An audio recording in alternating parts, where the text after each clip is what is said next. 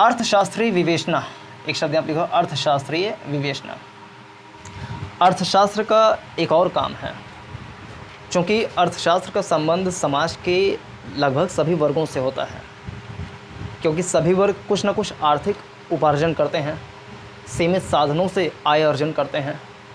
तो आर्थिक गतिविधि हो रही है, आर्थिक क्रिया हो रही है, इसका मतलब कि अर्थशास्त्र लगभग सभी वर्गों से संबंधित है।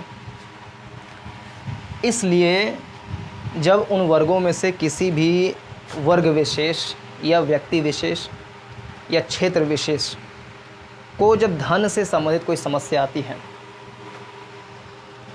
तो वो कहीं ना कहीं सामाजिक असंतुलन पैदा करने की भी स्थिति हो जाती है।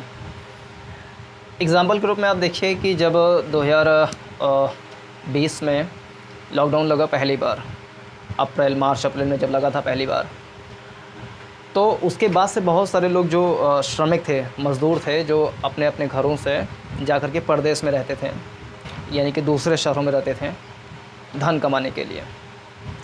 जैसे ही लॉकडाउन लगा वो अपने घर पे चले आने लगे। तो अर्थशास्त्रीय विवेचना मतलब क्या है? अर्थशास्त्र के जो नियम लगाए गए हैं उसका इम्पैक्ट क्या पड़ रहा है, प्रभाव क्या पड़ रहा है, और जब उसमें किसी प्रकार की दुविधा या कहने परेशानी, अवरोध वाली स्थिति आई, तो उससे क्या मतलब क्या प्रभाव उत्पन्न हो रहा है, इसका भी अध्ययन हम अर्थशास्त्र में करते हैं।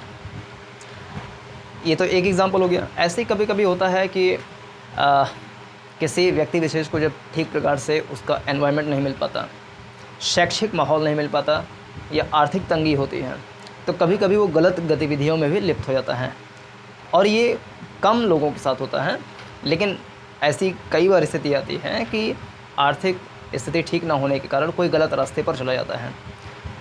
अलग अलग प्रकार के जो अपराध होते हैं, चोरी, डकैती, इन सब जो सामाजिक बुराइयां हैं या कमियां हैं किसी कारणवश, उनका संबंध कहीं ना कहीं अर्थ से भी होता है। अन्य भी कारण हो सकते हैं, लेकिन अर्थ से भी, पैसे भी से भी होता है। तो जब हम समाज में चल रहे इस प्रकार की चीज़ों को पैसे से संबंध लगा करके अध्ययन करते हैं, तो वही अर्थशास्त्रीय विवेचना है। तो